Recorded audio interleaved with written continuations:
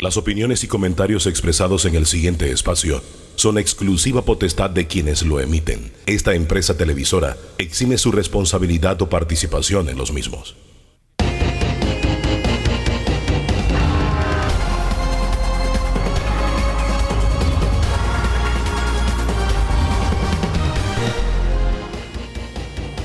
¿Qué tal? ¿Qué tal? Muy, pero muy buen día. Bienvenido a este encuentro dominical con el análisis, la opinión, el poner en perspectiva la realidad que estamos viviendo en el país. Don Danilo, buen día. Buenos días, buena semana para todos los amigos televidentes. Veamos la agenda que tenemos para hoy.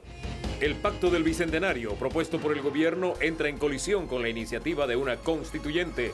Argumentos de parte y parte hoy en debate abierto. El presidente Laurentino Cortizo nos acompaña en debate abierto hoy y la agenda de temas va desde el año de pandemia, pasando por economía, transparencia y política.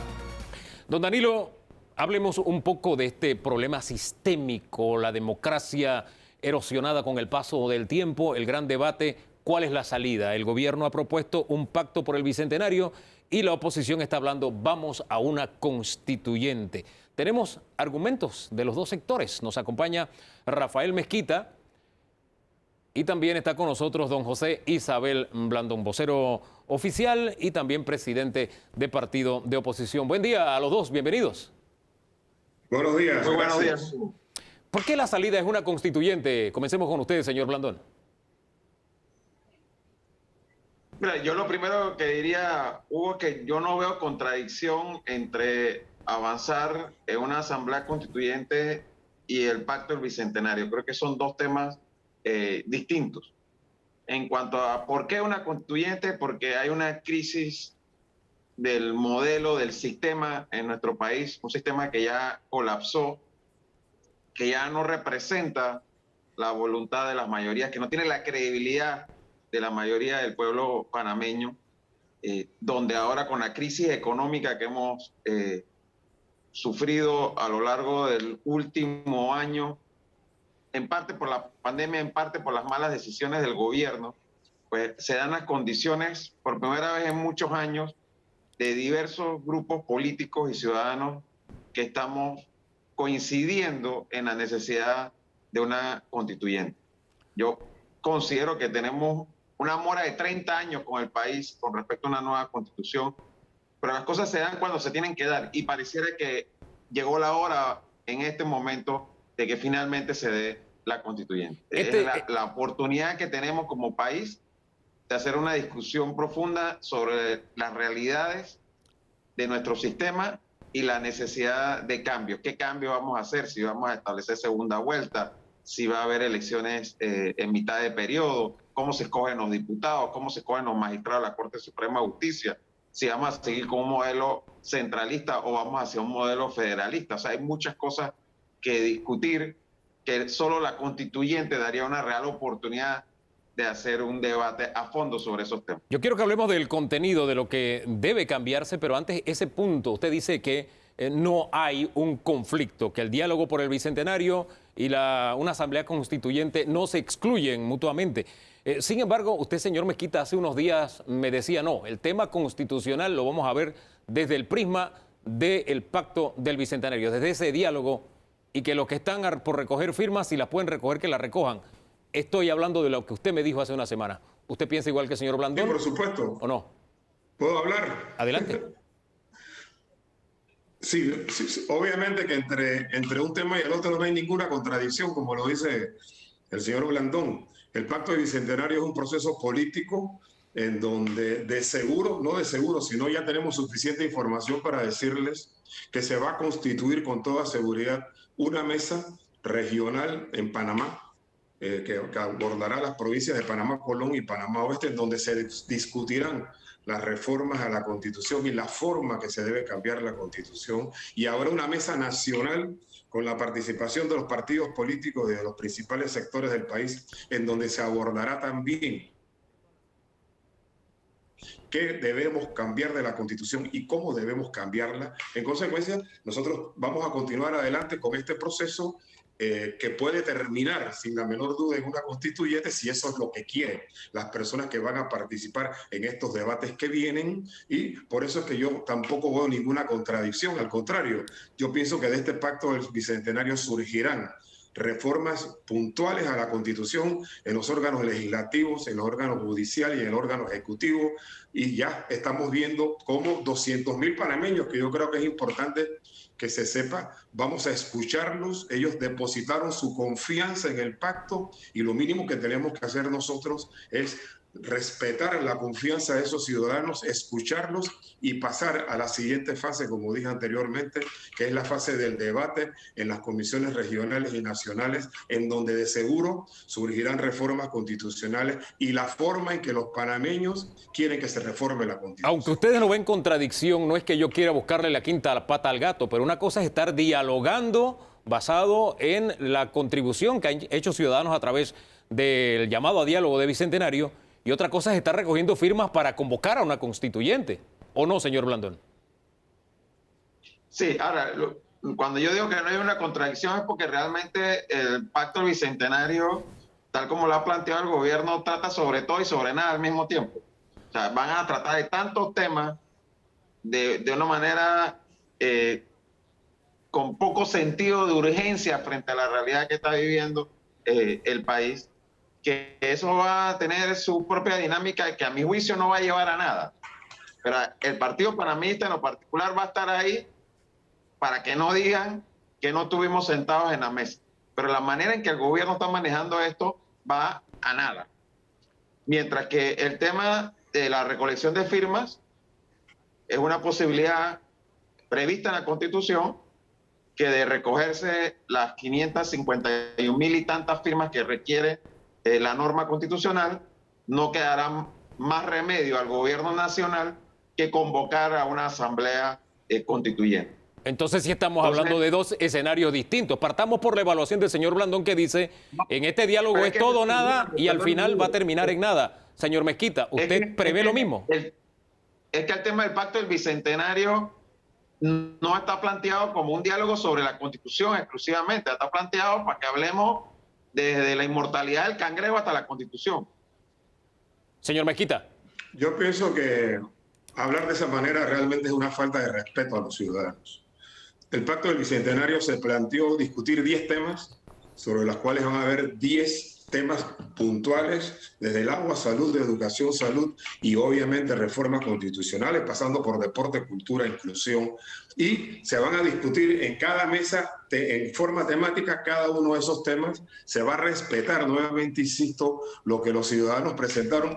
Yo siento que 200.000 personas, que es el 6% de la población del país, es una muestra lo suficientemente representativa como para tener respeto hacia ellos. Y nosotros vamos a continuar con este pacto, vamos a respetar lo que los ciudadanos propusieron, vamos a instalar las mesas para que se discuta hasta el final qué es lo que la ciudadanía quiere, y vamos a llegar, si al final del camino, en el tema constitucional, como en el tema de educación, como en el tema de salud, la ciudadanía quiere que se lleve adelante reformas constitucionales y que esas reformas constitucionales se hagan por la vía de una constituyente, pues eso se va a respetar. En consecuencia, no veo ninguna contradicción e incluso invito a, como ya lo dijo el señor Blandón, a que participen todos los sectores en estas mesas, y también celebro, y en el mejor sentimiento de la democracia y del respeto al Estado de Derecho, que haya un grupo de ciudadanos que estén buscando estas firmas para convocar a esta constituyente, que de seguro si logran las 500.000 firmas la van a lograr en un tiempo X, y nosotros vamos a continuar con nuestro proceso y posiblemente al final del camino nos encontramos. Si logran esa cantidad de firmas, es decir, ¿usted pone en duda que puedan lograr esas 500.000 y tantas firmas? Señor Mezquita. Yo la verdad es que no pongo, me preguntas a mí, yo no tengo duda de nada, yo simplemente sí te doy un dato y se los transmito al país. En lo que recogimos nosotros de las 200.000 propuestas que entraron ahora, en lo que se refiere a la distribución geográfica, digamos, solamente en las provincias de Panamá y Colón se presentó como primera prioridad el tema ético y moral, el tema de posibles reformas constitucionales. ¿Por qué? Porque en el resto del país las necesidades son otras y eso lo entendemos todos. Entonces, pero nuevamente les digo, se va a constituir lo más seguro que en esta mesa de Panamá, Panamá Centro, una mesa para ver el tema constitucional, que es lo que quiere la gente que vive en la capital. Y eso es entendible. En consecuencia, somos respetuosos de que el proceso de búsqueda de las firmas lleva adelante y sabemos que hay un grupo de ciudadanos, quizás minorías o que viven en la zona centro, que ya tienen resuelto la mayor parte de sus problemas de agua, educación, salud, y que están buscando obviamente solucionar los problemas políticos, que es bien válido, y van a encontrar de seguro un grupo importante de ciudadanos en el Panamá Centro que va a estar dispuestos a darle su firma para llevar adelante este proceso constituyente. Ese dato no es prioridad del tema constitucional para el grueso de los que participaron, por lo menos en la convocatoria del Pacto Bicentenario. ¿Qué le dice eso a usted, señor Blandón? Yo tengo varias cosas que comentar a eso. Lo primero es que el PRD como colectivo tiró una línea a su membresía de que tenían que presentar propuestas dentro de la plataforma Ágora. Y te hago esa afirmación porque un alto funcionario de la presidencia, por error, mandó a un chat de Panamá Solidario donde había personas que no eran PRD, un reclamo a la membresía del PRD del circuito 88 que se estaban quedando atrás con la presentación de propuestas, que no estaban cumpliendo su meta porcentual de presentación de propuestas. Así que eso de las 200.000 propuestas ciudadanas, yo lo pongo en duda. Pero por otro lado, el tema aquí de si es prioridad o no es prioridad, yo creo que tenemos que entender que la crisis institucional, económica, social que está viviendo el país hace impostergable la necesidad de una asamblea constituyente. Y la cantidad de llamadas que nosotros hemos estado recibiendo desde que hemos estado hablando del tema, de gente dispuesta a firmar por una constituyente, me lleva a pensar que eso, aunado a que hay dos partidos políticos constituidos ahora mismo diciendo vamos a recoger firmas, un partido en formación diciendo vamos a recoger firmas y un movimiento ciudadano diciendo vamos a recoger firmas, que hay una coyuntura ahora que no se ha dado en el pasado, que hace posible por primera vez que efectivamente se recojan las firmas. Pero si vamos a hablar de prioridades inmediatas, la prioridad más inmediata del panameño en el interior, en la capital, es el tema económico. Y el gobierno no convoca a una mesa a los sectores para definir un plan ahora con la urgencia que se requiere, y lo que ha convocado es un pacto del Bicentenario para que en noviembre, cuando se está acabando el año, haya unos acuerdos sobre algunos temas y no estemos viendo lo prioritario que es la reactivación económica. Más allá de la dinámica de la convocatoria, me llama la atención su primer argumento, que estos 200.000 que participaron, según usted, señor Blandón, eran miembros del PRD, no es una convocatoria nacional. Señor Mezquita, ¿usted qué responde a este argumento? No, pero el PRD estaba activamente convocando a que su membresía presentara y estaban monitoreando quiénes presentaban y quiénes no presentaban. Señor Mezquita. Te digo, lo conocemos por un chat que llegó involuntariamente por error a un lugar donde habían otras personas que no eran PRD. Señor Mezquita. Entrar en el mundo de la especulación en esta cosa es muy peligrosa. Sin la menor duda, los partidos de oposición quedaron seguros que preocupados con la cantidad de propuestas y de personas que entraron, que además era un mecanismo abierto de participación ciudadana.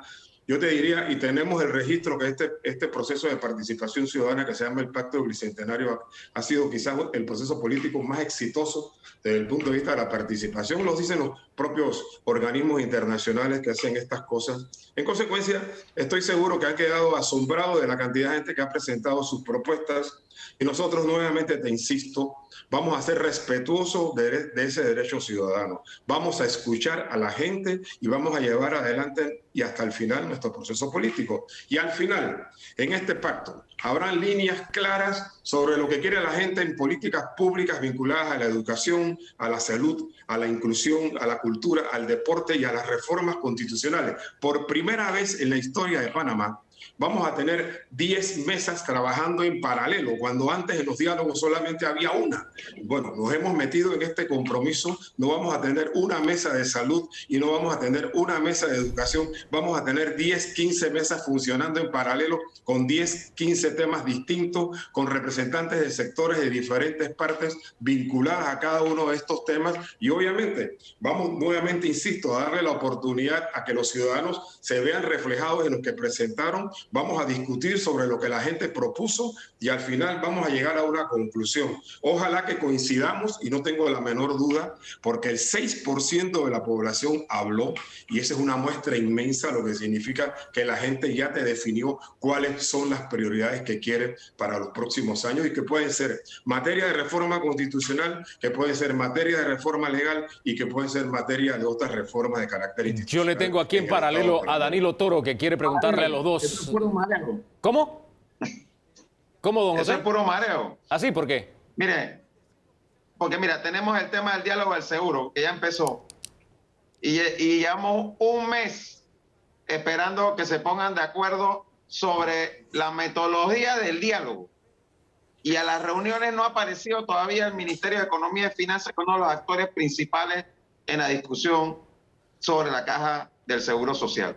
Entonces, ¿qué voluntad real hay del gobierno de llegar a acuerdo? Pareciera que esto del Pacto del Bicentenario es como lo está haciendo el señor Mezquita ahora mismo. Sale el tema constitucional. Ah, no, eso lo vamos a discutir en el Pacto del Bicentenario. Sale el tema económico. Ah, no, eso lo vamos a discutir en el Pacto del Bicentenario. Mareo, al final, está dando la larga. Eso no es así.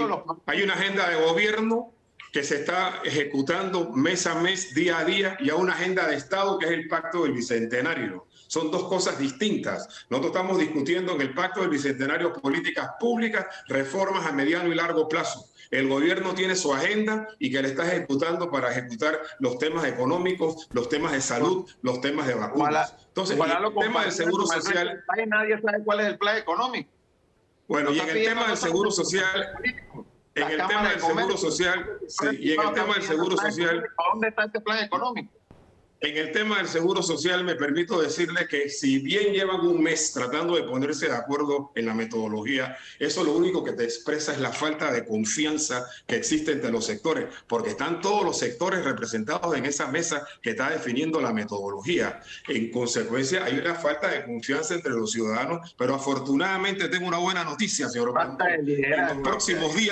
En los próximos días ya habrá metodología y en los próximos días habrá un plenario y en los próximos días comparecerá el ministro de Economía y Finanzas y los otros ministros de Estado para plantear en ese diálogo del Seguro Social la posición del gobierno nacional al respecto de todos los temas vinculados al Seguro Social. Hagamos un alto allí porque Danilo Toro tiene interrogante para los dos. Buenos días a los dos. Bueno, yo lo que estoy viendo aquí es que estamos en dos dimensiones distintas.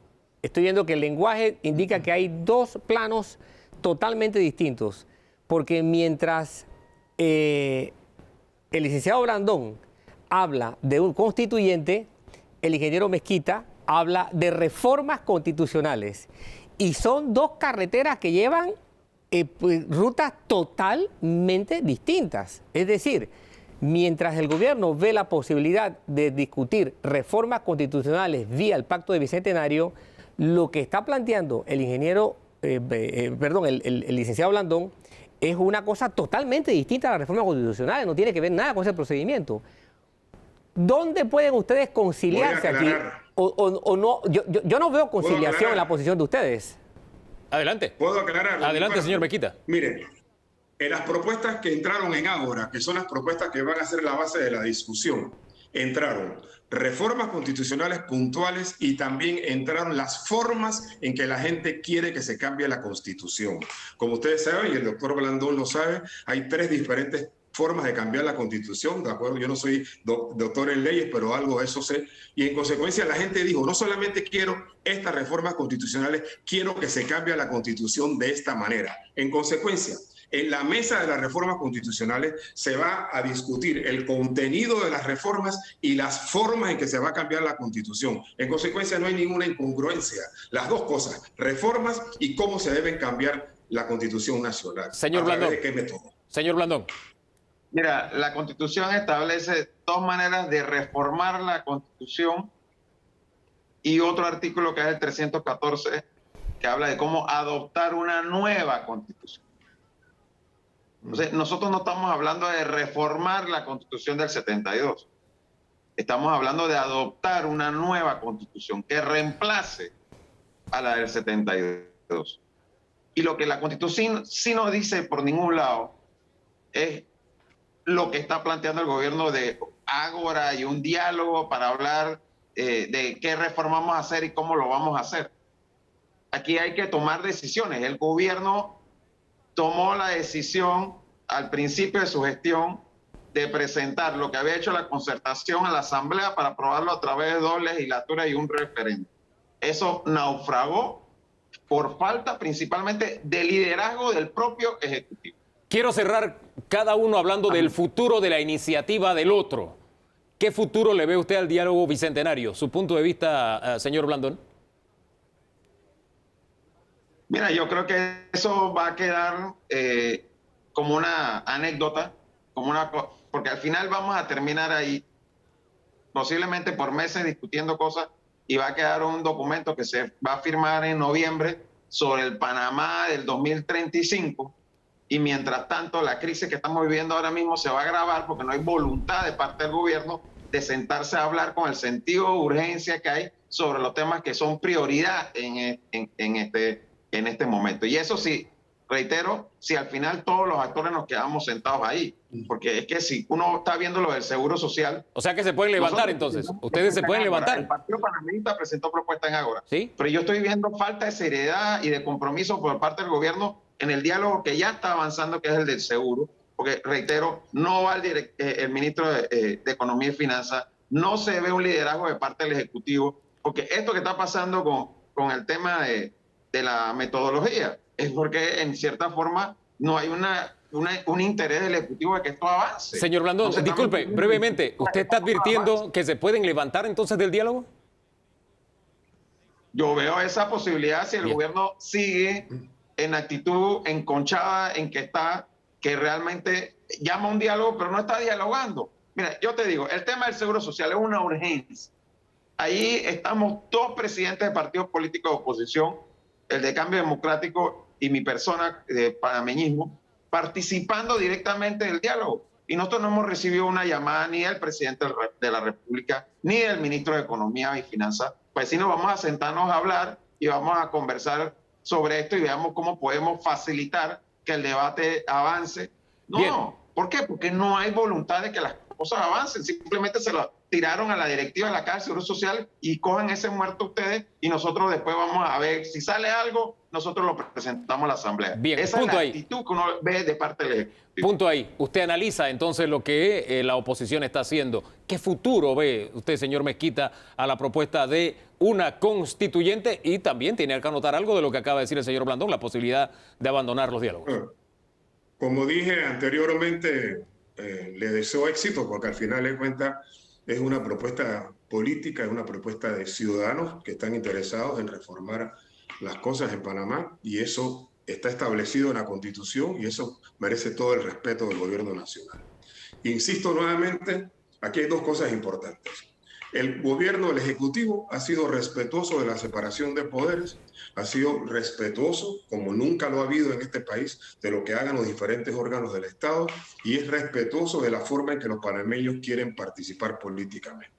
Nosotros no vamos a intervenir de una manera como se hacía en el pasado para forzar decisiones al respecto de lo que estamos. Vamos a participar en el debate, vamos a ser partes activos en los debates que van a venir, vamos a participar porque el gobierno nacional va a estar sentado en las mesas regionales, en las mesas nacionales, el gobierno nacional está sentado en la mesa del Seguro Social y vamos a construir consenso con todos los sectores. ¿Y si se levanta? Política del gobierno nacional, de participación, de escuchar a la gente y de llevar adelante este país en esta forma. Mire, la manera en que estamos llevando adelante el tema de la vacunación, por ejemplo, es consistente con lo que estamos buscando. Vamos a terminar pronto la vacunación para poder entrar cuanto antes en la reactivación comercial económica que tenemos, en donde hay planes que están en estos momentos en ejecución y que son parte, nuevamente le insisto, de la agenda del gobierno nacional. Oiga, y brevemente, 15 segundos nada más, señor Mezquita, y si se levanta la oposición, ¿puede seguir ese diálogo? Hombre, la oposición siempre tiene el derecho de levantarse o no levantarse. En el pasado, en algunos diálogos se han levantado y el diálogo va a terminar. Sin menor duda que debe continuar con los actores si son representativos de la mayoría del país. Demos las cosas hasta ahí. Gracias a don Rafael Mezquita, a don José Isabel Blandón por este debate sobre el futuro, la constituyente, diálogo bicentenario. Usted remata el tema, don Danilo. Bueno, veo que el gobierno mantiene la agenda incluso de antes de ser gobierno. Porque desde la campaña electoral el gobierno siempre planteó, lo que hoy día es gobierno y entonces era una propuesta electoral, siempre planteó una reforma a la Constitución y veo que esa ruta se mantiene, ese interés se mantiene inamovible y creo también que el gobierno está apostando una variable que a lo sumo le va a costar mucho manejar o por lo menos va a tener que hacer un esfuerzo de manejar, que es una variable independiente que se llama tiempo. Vamos a darle seguimiento a este tema. En el tiempo de hoy está contemplado que el presidente de la República hable aquí en debate abierto. Eso será más adelante. Siga con nosotros.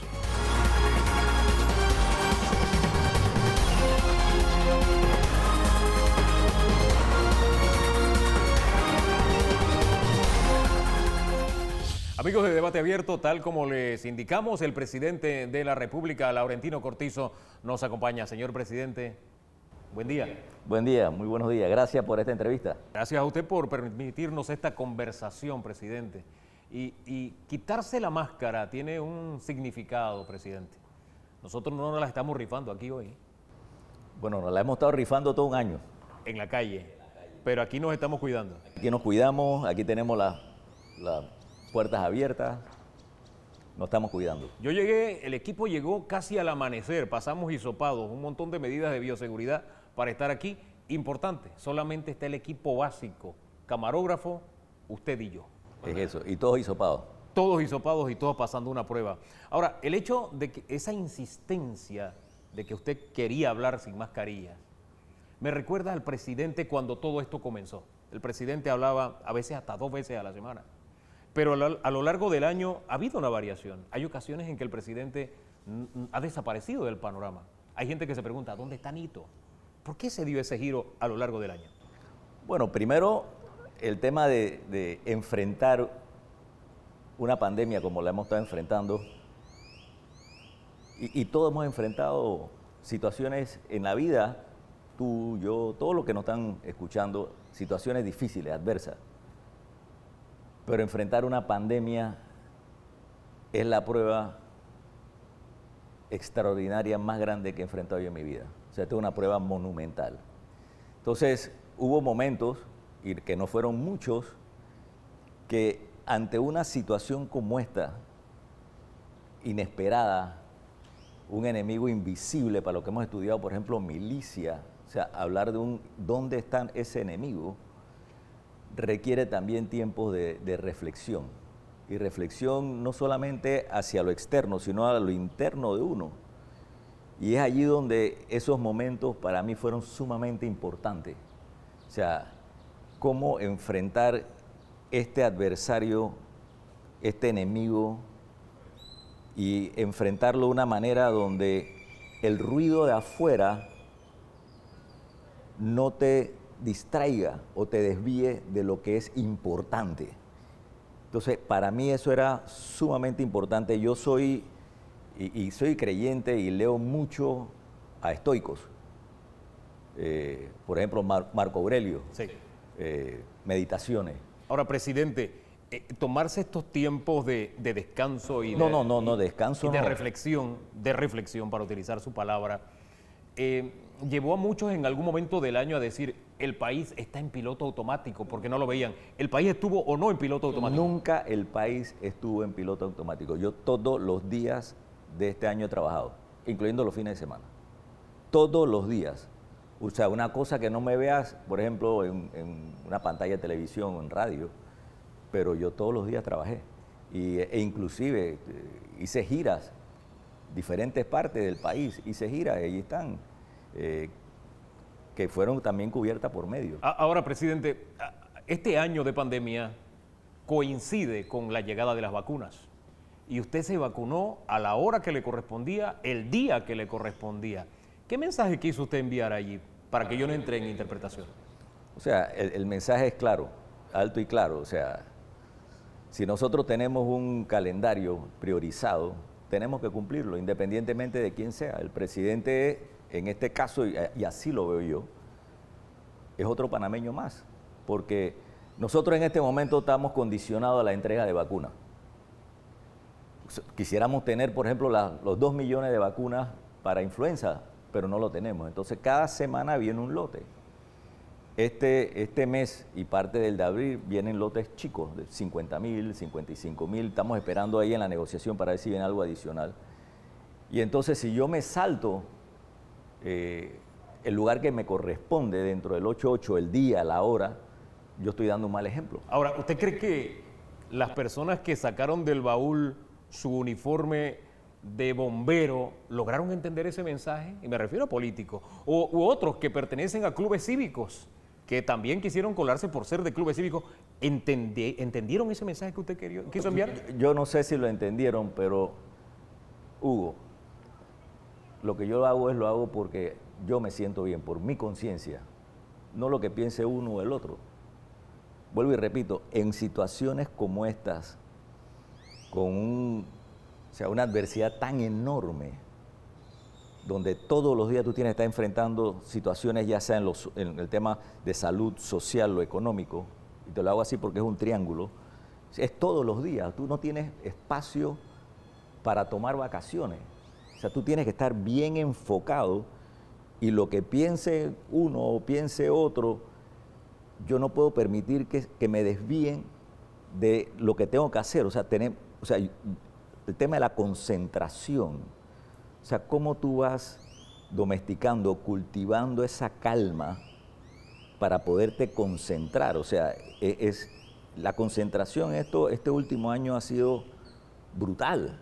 Debe serlo. O sea, es brutal. Presidente... O sea, no hay manera de que tú puedas avanzar, por ejemplo, en el proceso de nosotros de tomar ya la decisión, la acción final, que desde un inicio, desde ese 2 de febrero, cuando se instala el Centro de Operaciones Nacionales de Salud, ese domingo, 2 de febrero del 2020, hace ya un poco más de un año, nosotros fuimos claros en el proceso de cómo accionar. Teníamos un equipo de salud, teníamos asesores de salud, decíamos, bueno, ustedes observen, ustedes analicen, tengan una serie de decisiones, recomiéndomela a mí como ejecutivo y yo tomo la última decisión. O sea, ahí yo acciono. Ahora, eso fue previo a la pandemia, presidente, preparándose, el 2 de febrero. Fue el 2. Llega la pandemia, en todo ese tiempo, ¿usted tenía clara la dimensión de lo que enfrentábamos? ¿Qué le dijeron todos esos asesores, incluso internacionales, que iba a suceder en Panamá? Sí, o sea, bueno, esa pregunta casualmente, dentro de todas las circunstancias, porque todos los días yo tengo un momento que digo que es el momento de la verdad, cuando me entregan a mí el informe del COVID-19. ¿Por qué es el momento de la verdad? Bueno, porque yo estoy viendo allí quiénes fallecen y veo de dónde vienen la gran mayoría de nuestros barrios. Veo las edades, veo que son hipertensos, veo que son diabéticos, veo que son obesos. Que no son números, que son seres humanos. O sea, seres humanos, y en ese momento, en la oficina de trabajo, que está aquí en mi frente, ese es un momento duro para mí. O sea, todos los días yo lo recibo solo y yo veo esos nombres y siempre me traslado a ese día que yo le di, o sea, que le agarré la mano a mi madre. Yo lo he mencionado en varias ocasiones, porque yo me pude despedir de mi madre con el cáncer de páncreas. Pero la mayoría de esos familiares no pudieron despedirse de sus familiares. Entonces ese es un momento para mí todos los días que es muy duro y yo lo acepto así. O sea, yo lo acepto así, de esa manera. Pero el día más difícil fue un informe del 16 de marzo. ¿Por qué fue el día más difícil?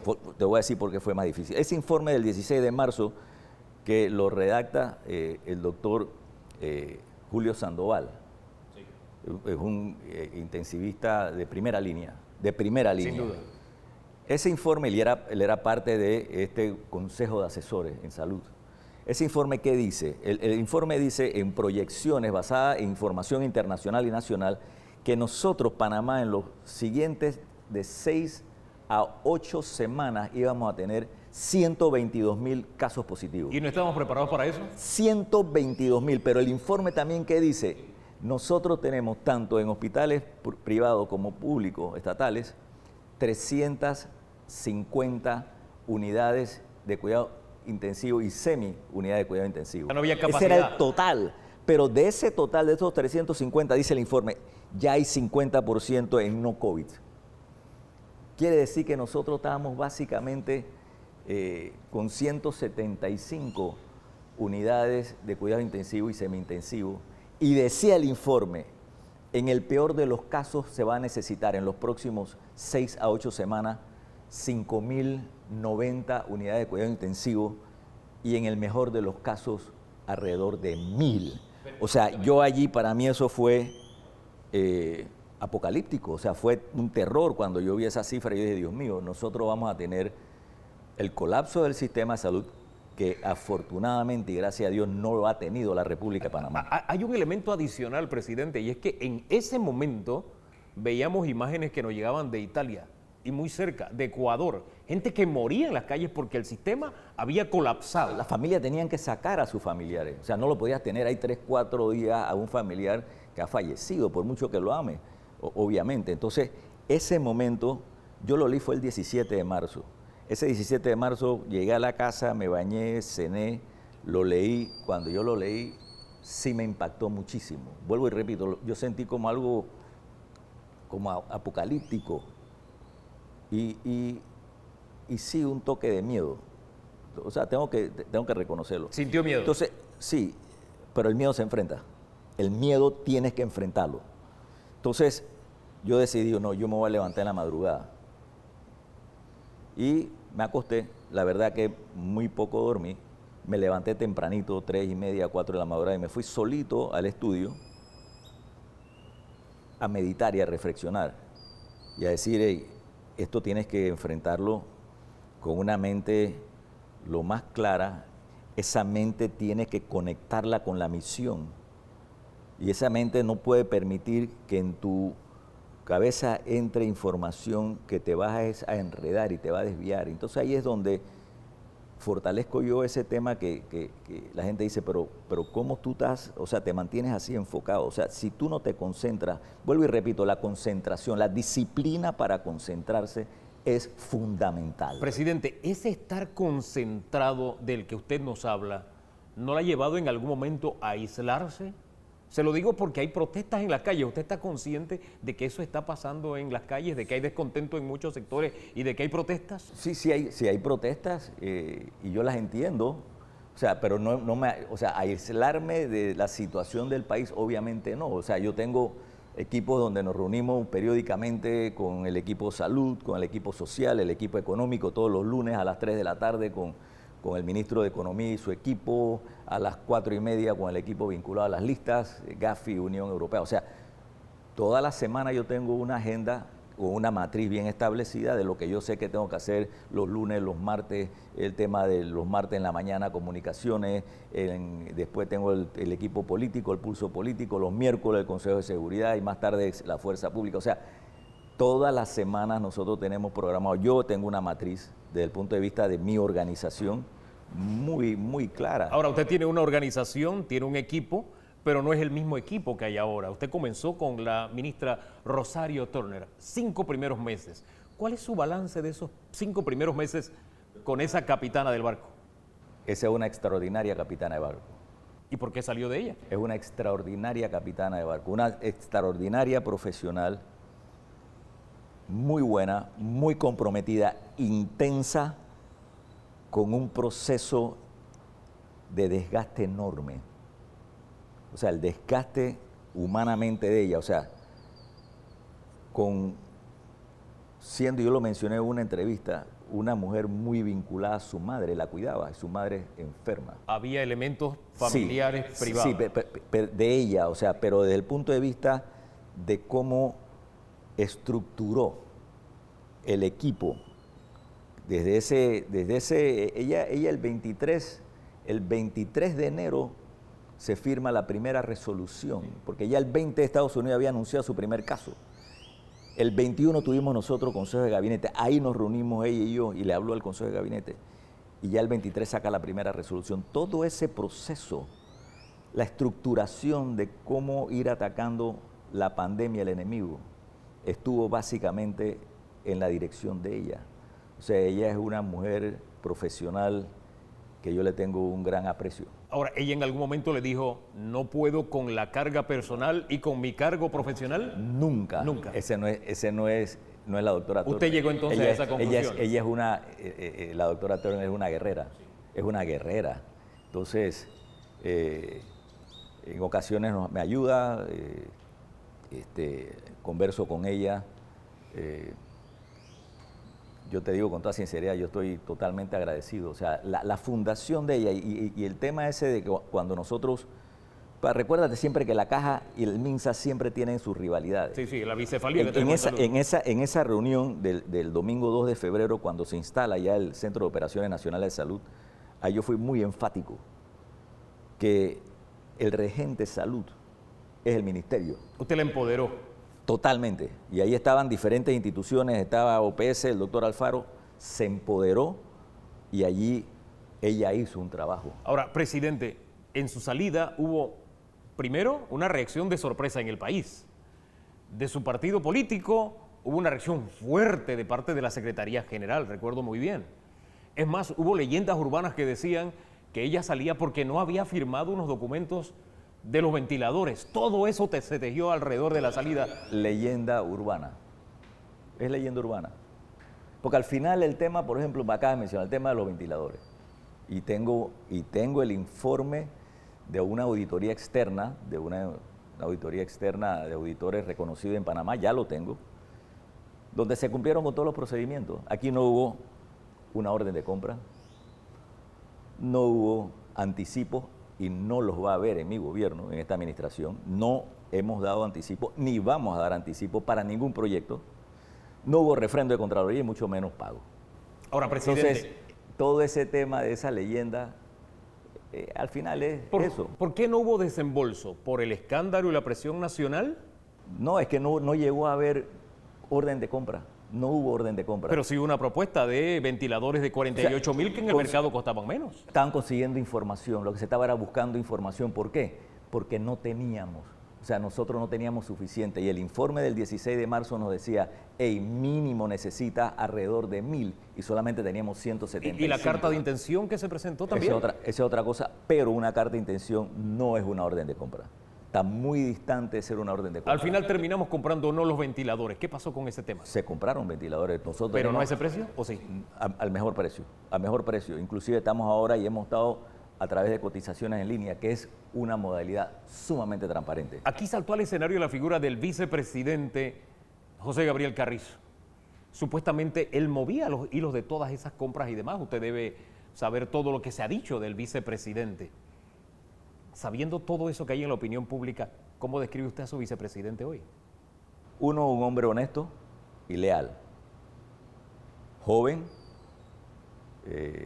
preparado, viene de una familia honorable y toda su familia es honorable. Ahora, presidente, disculpe, pero en medio de todo este escándalo, usted debe saber incluso que le han puesto un mote al vicepresidente. Se le llama Pillín, por ejemplo. Yo no sé quién le puso ese nombre o ese sobrenombre. Ajá. Pero es una herencia que deja la pandemia. ¿Le cae al vicepresidente como anillo al dedo o no? Por supuesto que no. ¿Qué le garantiza al país de que usted nos está diciendo la verdad? Bueno, no le garantiza nada, mi trayectoria. Yo no estoy aquí para echarle cuento a nadie. Ahora, vicepresidente, ocurre con el vicepresidente un fenómeno. Se da todo este escándalo y usted lo nombra al frente de todo lo que es Panamá Solidario. Y decían algunos, pusieron el ratón a cuidar el queso. No, eso no está bien, Hugo. ¿Cómo es? A ver. O sea, eso no está bien de calificar a una persona que tú le digas ratón. Porque estoy seguro que a ti no te gusta que te digan algo de Totalmente de acuerdo. Le estoy trayendo una analogía que se utiliza en la esa opinión analogía pública. hay que tener mucho cuidado, porque cuando tú estás señalando a alguien, tú tienes 3 dedos que te están señalando. Totalmente de acuerdo. O sea, desde el punto de vista de que, bueno, hay sectores que se le han enfilado al vicepresidente, yo lo entiendo y lo respeto. Ahora, al final de cuentas, la decisión de que es o no vicepresidente ya vino, él fue electo.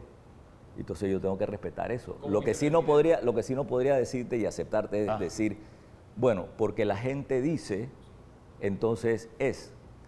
La gente dice mucha cosa de otra gente, pero eso no significa que yo tengo que, o sea, repetir lo que otra gente dice o tomarlo como si fuese una verdad.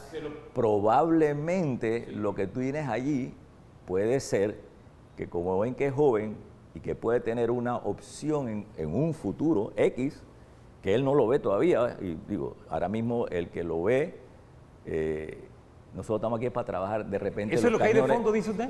Puede ser que los cañones están dirigidos mucho hacia él, pero él es un hombre que viene de una familia, su familia, que la conozco hace muchísimo tiempo, es una familia honorable, bien educados, sus abuelos los conocí, su mamá cuando estudió en la Universidad de Texas, su papá, son gente trabajadora. Ahora, todas estas dudas no se disiparían si, por ejemplo, la investigación de oficio que comenzó la Procuraduría se terminara. Bueno, esa es una decisión del Ministerio Público y obviamente todos quisiéramos que esa investigación, como otras, incluyendo imputaciones que están metidas probablemente dentro de una gaveta, comiencen a salir. O sea, el país lo que necesita es que la justicia funcione. El país no necesita seguir en ascuas, en casos que son, o sea, que tienen mucho tiempo y que muchos de nosotros sabemos de que se ha avanzado mucho, que hay vistas fiscales y lo que se quiere es que se sepa la verdad, independientemente del partido que sea. Ahora bien, para que avancen las investigaciones es necesario un procurador. El procurador designado en su administración renunció. También hubo muchas leyendas, que se le presionó, que no tenía apoyo. ¿Usted le pidió la renuncia? No, yo no le pedí la renuncia. No, en lo absoluto. ¿Cómo fue ese episodio con el procurador que se fue? O sea, mira, fue sencillo. Yo conversé con él.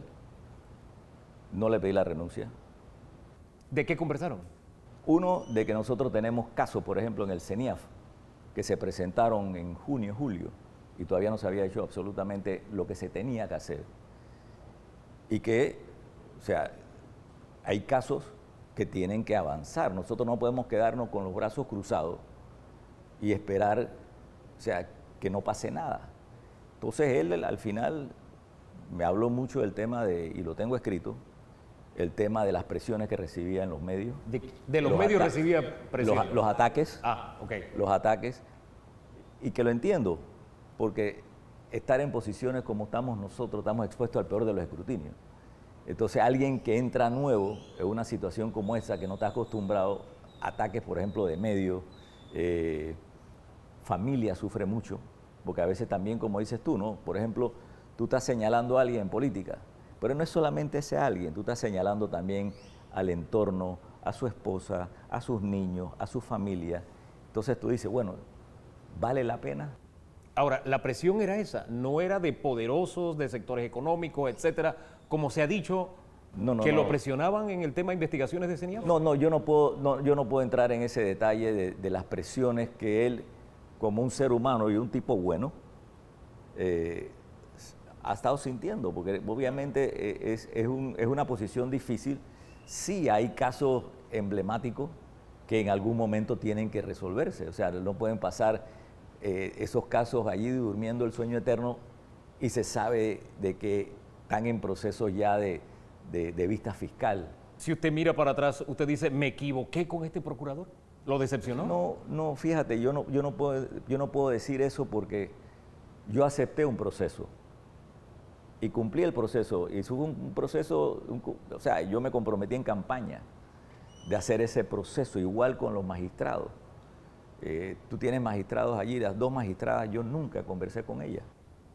El señor Caraballo, que ahora se queda, ¿tenemos que esperar un nuevo procurador? No, o sea, ahora mismo estamos en un proceso de ver, o sea, qué opciones hay, qué perfiles hay. Eso es lo que estamos, pero mientras tanto él se queda encargado. Bien, todo esto ha pasado en este año de pandemia, presidente. Vamos a hablar un poquito de estos meses que ha estado el nuevo ministro, también el balance entre salud y economía, el sector privado. Grandes organizaciones están diciendo no hay un plan, existe o no un plan, hablaremos de eso. Y quiero que cerremos hablando de vacunación. Lo tocamos un poquito, pero quiero cerrar hablando de vacunación. Y también en pandemia nosotros tuvimos que afrontar un huracán. O sea, no solamente, pues fíjate Hugo, esto es bien interesante, no solamente cómo entró la administración. Nosotros entramos, yo entré en junio, o sea en julio, pero en junio, presidente electo y Panamá entra en Gafi. Y entonces todos esos 6 meses, la situación financiera, o sea, fiscal de Panamá, o sea, el déficit fiscal del 19, las cuentas por pagar por más de 1.836 millones, el bonos vencido por 1.100 millones que tuvimos que pagar en enero del 2020. O sea, todo eso, y ya enero, febrero, los ingresos corrientes ya, o sea, la proyección estaban ya por 11% por arriba de lo proyectado. Pero vino la pandemia y frenó el mundo. Sí, pero bueno, ese es el destino, esa es la realidad. Bueno, hablemos un poquito de ese balance, cómo se ha logrado, si es que usted cree que se ha logrado, y hablemos del plan y otros elementos más, pero luego de la pausa, presidente. ¿Sí? Ya regresamos con el presidente de la República, Laurentino Cortizo, aquí en Debate Abierto.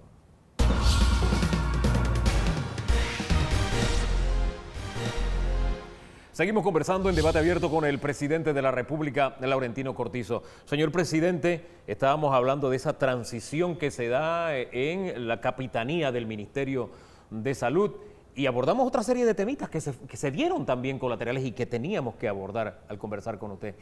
Pero nos quedamos con la dotación que se tenía, el miedo que usted sintió y que dice, lo enfrenté.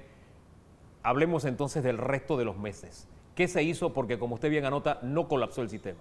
No, que ese era uno de los grandes objetivos, o sea, buscar la manera de salvar la mayor cantidad de vidas sin maquillar cifras. Panamá es un país que no ha maquillado cifras y nosotros fuimos muy claros desde un inicio. Entra por COVID, fallece, es por COVID, independientemente de su historia, si tiene 20, 25 años de hipertensión, aquí no hay neumonía típica, es COVID, murió por COVID. Eso es primero. 2, o sea, salvar la mayor cantidad de vidas. Y 3, que el sistema no colapse.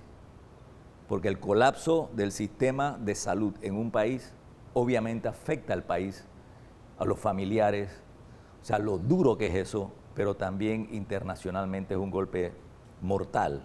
No solamente el tema salud, obviamente el tema lo social y lo económico. Entonces, el hecho de que no colapsó y no ha colapsado, Dios quiera, el sistema de salud es sumamente importante. ¿Y por qué no ha colapsado? Porque tenemos equipo. Nosotros tenemos un equipo extraordinario de trabajadores de la salud, que yo no me canso de agradecerle, o sea, el trabajo, la perseverancia, el compromiso, la mística, es enorme. Este es uno de los países que tiene uno de los mayores porcentajes de recuperados en el mundo. Y eso es un reconocimiento a nuestros trabajadores de la salud. Ahora, presidente, cuando usted reconoce, disculpe que lo interrumpa allí, que ahí hay un matiz en ese tema. Siempre está de su parte ese reconocimiento. Pues que es enorme. No, y es verdad, pero a lo largo del año también hay que decir que a muchos de ellos se les retrasó el pago. El día que comenzó la vacunación, que usted de madrugada se levantó y les habló, en la noche hubo un grupo de enfermeras que se quedaron sin hotel. Sí, por el tema de hotel, es normal, eso es normal dentro de la complejidad de organizar 39 circuitos. Es normal y se les atiende con cariño. O sea, el país tiene que estar eternamente agradecido de los trabajadores de la salud. Y en el tema, por ejemplo, saber ellos que nosotros, o sea, teníamos 175 unidades de cuidado intensivo y semi-intensivo. ¿Cuántos tenemos al sol de hoy, presidente? Tenemos 960. O sea, 900, o sea, de 175, bueno, 300 en general, hemos pasado a 960. Sí, estoy haciendo memoria de lo que usted nos dibujó al principio. Lo que sale en un informe, que yo te puedo sacar copia de ese informe para que lo leas, o sea, veas lo duro de un informe de alguien a quien desde el punto de vista profesional y científico yo aprecio mucho, el doctor Sandoval. Muy respetado, ¿cierto? Sí, o sea, entonces ese informe para mí me marcó, o sea, fue una cuestión, o sea, que allí yo dije, o sea, hey, conecta tu mente, conéctala con la misión. No permitas que nada de afuera que no sea útil en ese momento, en el triángulo que he hablado yo, que es salud, porque esos primeros meses era salud. Obviamente, automáticamente en marzo entra el Plan Panamá Solidario, lo social, y automáticamente el equipo económico trabajando en el tema de qué podemos hacer dentro de pandemia y pospandemia. O sea, todo eso era lo que cualquier otra cosa, ya sea un golpe de afuera, ya sea bien intencionado, mal intencionado, los hay que fueron muchos hay que hacer y hay que hacer, no permitas que eso te enrede la mente. O sea, tú tienes que estar enfocado, no hay margen. Hugo, el nivel de concentración mío en estos más de 12 meses ha sido demasiado impresionante. O sea, yo a veces agarro mis 15, 20 minutos de soledad, de reflexión, de ver el panorama nacional, el panorama internacional, de caminar en el filo de esa navaja, de mantener el balance en el tema de salud, lo social. Para entrar en cifras, yo quiero que usted me entre en cifras de ese balance que dice usted que ha logrado este año. Pero ahora que usted me dice, hace comparaciones a nivel internacional, nosotros salimos muy mal calificados en un análisis que se hizo en Australia. Salimos entre los países que peor había manejado la pandemia desde el punto de vista de ese análisis. ¿Usted cómo interpreta esas cifras, presidente, versus lo que nos está diciendo? Recuérdate lo que dijo en un programa de televisión el doctor Alfaro de la OPS de Panamá y de ese informe que yo no me voy a referir. O sea, ese informe tiene muchas inconsistencias. El doctor Alfaro de la OPS fue muy claro y muy duro contra ese informe. ¿Por qué? Porque el doctor Alfaro ha estado desde el día 1, él es de la Organización Panamericana de la Salud, viendo cómo Panamá ha estado manejando el tema de la pandemia y viendo que este es un país que no maquilla cifras y viendo cuál ha sido el trabajo. El trabajo ha sido intenso, el trabajo ha sido en equipo, un trabajo alineado. Nosotros todos los martes tenemos reuniones, nos dan el informe epidemiológico. O sea, el trabajo que se ha hecho en Panamá, especialmente, o sea, también el Panamá solidario, pero especialmente los trabajadores de la salud, los voluntarios del Panamá solidario. El Panamá solidario, Hugo, es un instrumento de paz social. Los que no han entendido eso del Panamá solidario, es un instrumento de paz social, poderle garantizar a más de 1 millón de panameños que han estado pasando problemas sus bolsas de comida o el bono, o ahora el tema del vale digital. El Panamá solidario se le acaba de hacer un reconocimiento, la OEA, el BID, el Panamá solidario de Panamá. Ahora, presidente, ahora que usted entra en el tema del Panamá solidario, recuerdo bien que cuando comenzó era menos dinero del que se da ahora se da 120 a través del vale digital, por ejemplo. Con 40. Sí, sí, exacto. Ha aumentado, no es suficiente, pero tan pronto se lanzó vinieron las comparaciones. En otros países se daba más, países que tienen menos recursos que el nuestro. Al sol de hoy, ¿usted qué dice de este argumento? ¿Cuáles países lo están dando ahora mismo? Me mató con esa respuesta. Esto requiere sostenibilidad. Sí. Por un lado ese, porque es un complemento, el Panamá solidario es un complemento, pero Panamá en pandemia, todo su programa de subsidio que suma 1.600 millones de balboas anuales se mantuvo. Y no solamente eso, el programa de moratoria de Panamá, yo quisiera saber qué otros países lo tienen. Me mató con esa porque se me vino Estados Unidos y lo que daba y ya no lo da. Me vinieron otros países de Centroamérica que fueron referencia y ya tampoco se da, aunque era más en su momento. Por eso digo, me mató con esa. Estados Unidos tiene su banco, Estados Unidos otra cosa. Sí, él tiene un manejo distinto, pero hubo un desembolso al que cada ciudadano se le daba X cantidad. Ya ese no existe. Ya ese no existe. Por eso lo digo, me mató con esa respuesta. Sin embargo, presidente, cuando inicia Panamá Solidario, a un hospital se le pone el nombre. Y también vino un escándalo de supuesta corrupción, supuestos sobrecostos, 53% decían algunos especialistas que tenía de sobrecostos, presidente. Al sol de hoy, su respuesta. Panamá Solidario no hubo sobrecosto. Así de sencillo. En el hospital no hubo sobrecosto. No hubo sobrecosto. ¿Quién debe auditar los recursos de este país? ¿La Contraloría? Bueno, hay un informe de Contraloría. El Panamá Solidario, y hay otros países que hicieron hospitales no como el Panamá Solidario, pero hospitales que tienen lona, parecido. El Panamá Solidario ha atendido más de 1.200 pacientes y ha salvado más de 900 panameños y panameñas. O sea, la inversión del Panamá Solidario, primero el audito de Contraloría, que es quien debe auditar. O sea, yo el audito de presidencia, independientemente de que tiene que hacerlo Contraloría, mandé a hacer uno de una firma externa de auditores. privada, reconocido, pero el Panamá Solidario ya tiene el informe de Contraloría. Y Contraloría, lo que dice ese informe, su conclusión es que los precios, el valor de ese hospital, en un mes que se construyó, donde estábamos en cuarentena total, es correcto. Ahora, presidente, y puede compararlo con otros hospitales similares, Carpa de Lona, y comparar los precios, el valor. Yo te voy a decir con toda sinceridad, ese hospital ha salvado muchas vidas. La doctora que está allí es una mujer de carácter, la doctora Bernaza. Los doctores que están allí son gente y doctoras que están allí, enfermeras muy comprometidos. Y el mejor testimonio de ese hospital es, por ejemplo, cómo fue la Navidad en ese hospital con los pacientes. Cuando tú tienes doctores y doctoras, y estoy hablando porque leí un artículo de una periodista que pasó esa época allí. Y lo que habla esa periodista de su experiencia en ese hospital,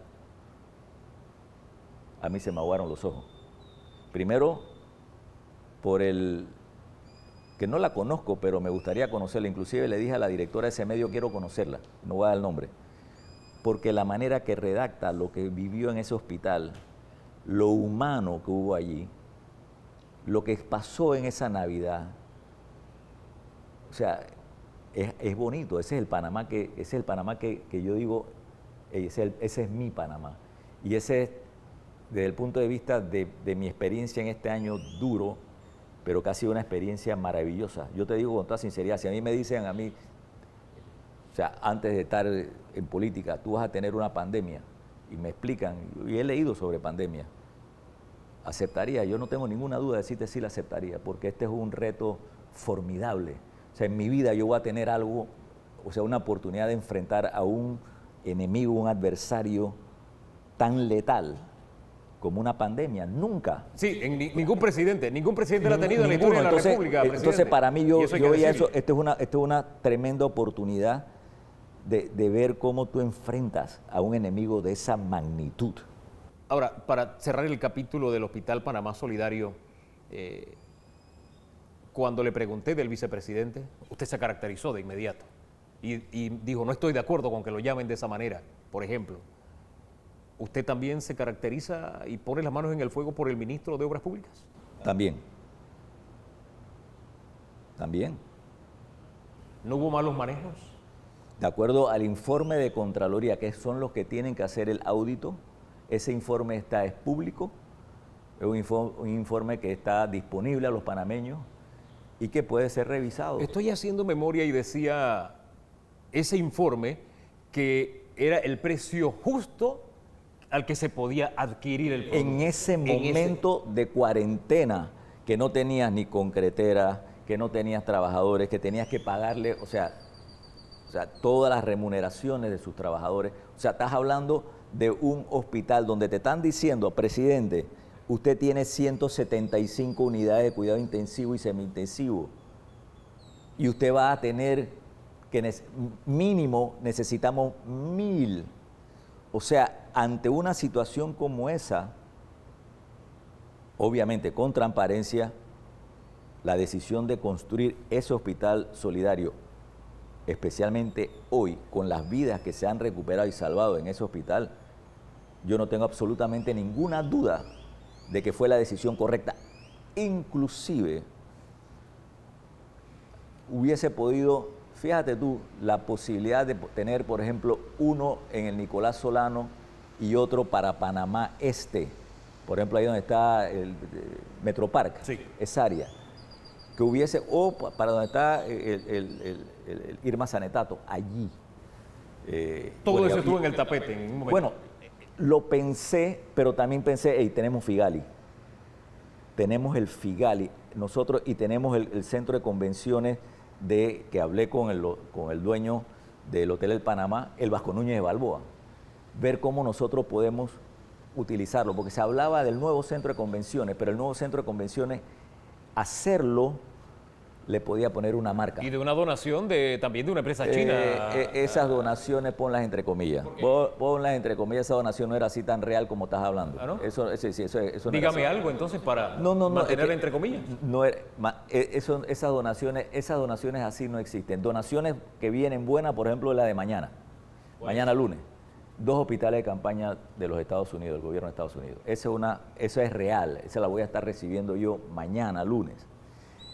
Que por supuesto la vamos a necesitar, nosotros no podemos bajar la guardia, nosotros tenemos que estar preparados. Algunas salas están con la posibilidad de irlas cerrando, pero no podemos decir ya esto se acabó. Presidente, disculpe que me quede con aquello de la donación entre comillas, pero quiere decir que la pongo entre comillas porque había algo de por medio que los estadounidenses están dando y no hay nada de por medio. La intención era buena, pero hey, aterrízamela. Ajá. Tú tienes que aterrizarme. Bueno, es que yo voy a donar, pero hey, aterrízame esta donación. Pues no puedo quedarte en el aire. Nosotros no estábamos, el margen no daba para estar esperando que si se entregó o no se entregó el centro de convenciones, que hay algún tipo de anomalías en el centro de convenciones. O sea, no podíamos. Y desde el punto de vista de la gente de turismo decía, si se puede hacer otra cosa, hagámoslo porque vamos a tener que necesitar ese centro de convenciones para la reactivación económica. A propósito de reactivación económica, presidente, un año después cerramos el 2020 con 18.5 de desempleo, la caída del Producto Interno Bruto 17%, tampoco tiene parangón en la historia nacional, se ha disparado por encima del 50% la informalidad. Hemos pedido prestado a nivel internacional y estamos en este momento de ¿qué hacemos? Y dice el sector privado, no hay un plan. No, sí hay un plan. Nosotros tenemos, por ejemplo, desde el punto de vista, vamos a hablar de abajo hacia arriba. Nosotros tenemos el plan de acción, por ejemplo, que se presentó con 125 propuestas. Tenemos como gobierno, que en este momento casualmente se está revisando, el plan estratégico de gobierno, el PEC. Tiene que hacerlo todos los gobiernos. Obviamente requiere ajustes por la caída de los ingresos. Es que la realidad es otra, presidente, de cuando usted nos presentó eso. Y también se ha presentado un plan que se llama Plan de Recuperación Económica, fase 1, que obviamente comienza, y si se imagina una pirámide o un triángulo, la base de una recuperación económica, o sea, la mejor política pública para la recuperación económica se llama vacuna. Ese es el paso sine qua non. Ahí estamos de acuerdo. Ese es lo primero. Sí. O sea, sin nosotros avanzar con el tema de vacuna, el tema de recuperación económica cierra, abre, no funciona. Lo otro que tiene que tener esa recuperación económica y considera los 5 Panamás. Nosotros no nos podemos solamente centralizar en el tema del Panamá, el próspero, el moderno. Incluye desde las comarcas, el rural agrícola, barrio, el tema de clase media y también el moderno. ¿Qué tiene? ¿Qué incluye ese plan? Que están acciones concretas. Que se estén desarrollando, presidente. Que se están desarrollando. Hablemos de las realidades. Micro, pequeña y mediana empresa.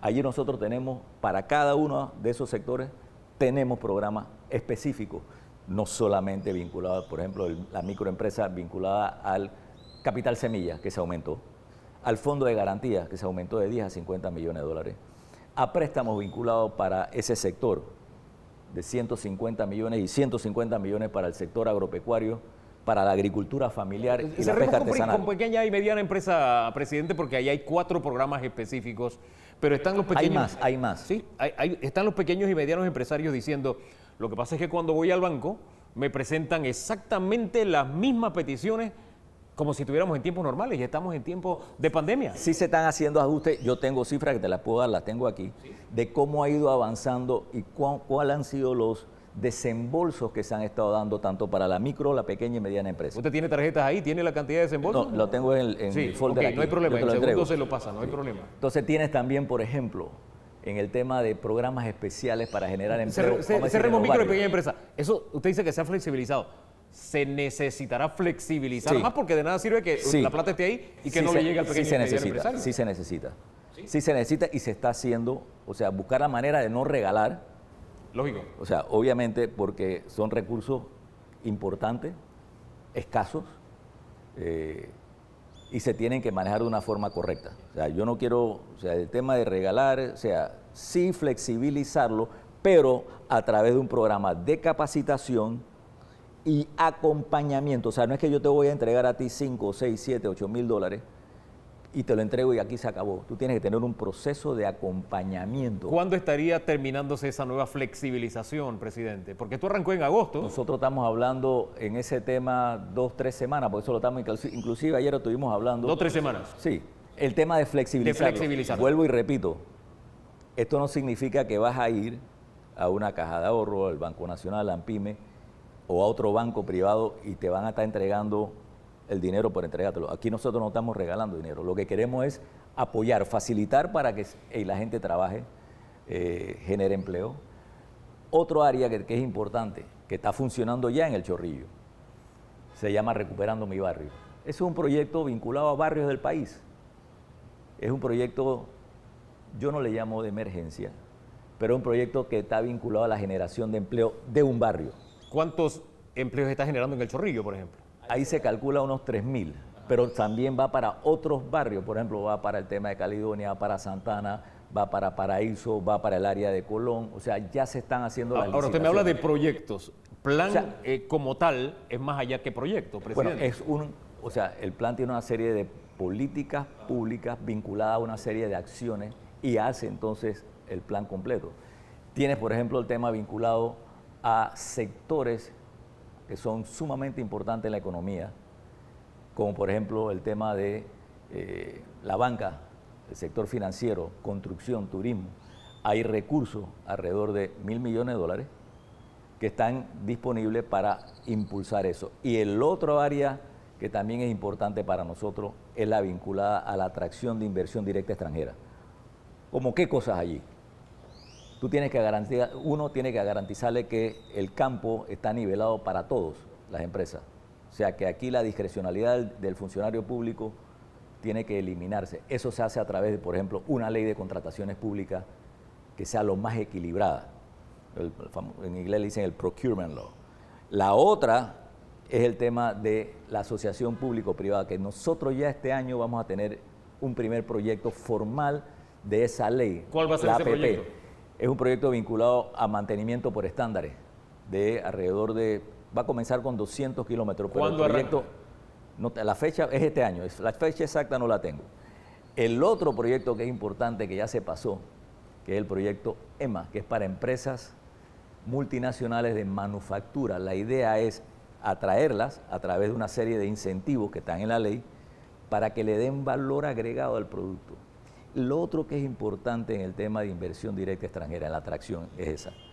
La ventaja comparativa de Panamá es su posición geográfica, es su conectividad. Nosotros tenemos, y eso es bien importante, o sea, somos el país con la mejor conectividad marítima y aérea, y ahí tenemos nosotros una gran ventaja, y por eso es que estamos fortaleciendo a ProPanamá.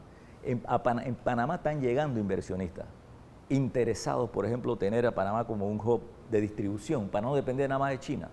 El país en la región con la mejor ubicación es Panamá. Ahora, presidente. Por otro lado, acaba de firmarse un acuerdo, un convenio con Google para un cable submarino de fibra óptica. Además de lo que ya tenemos. Además de lo que ya tenemos. Ahora, todo eso... es otro que nos puede permitir a nosotros fortalecer ese hub digital, que es sumamente importante. Fíjense que aquí en Debate Abierto conversaba con el ex ministro de Planificación y Política Económica, el último ministro de Planificación y Política Económica. A propósito, usted prometió un instituto de planificación. Sí, vamos a hablar de ese instituto de planificación, en qué quedó. Vamos a hablar también de que el señor Chapman dijo, espérate, yo veo difícil que venga la inversión extranjera porque no tenemos la mejor imagen, tenemos problemas con listas, la justicia en Panamá está siendo un talón de Aquiles. Yo quiero que abordemos esos temas, presidente, y que hablemos de vacunación. Y algo adicional, su hermano el día jueves tuvo un problema, estuvo a punto de ser secuestrado. El tema seguridad también, lo abordamos en la última fase de esta entrevista, ¿le parece, presidente? Perfecto. Un alto y regresamos con más aquí en Debate Abierto.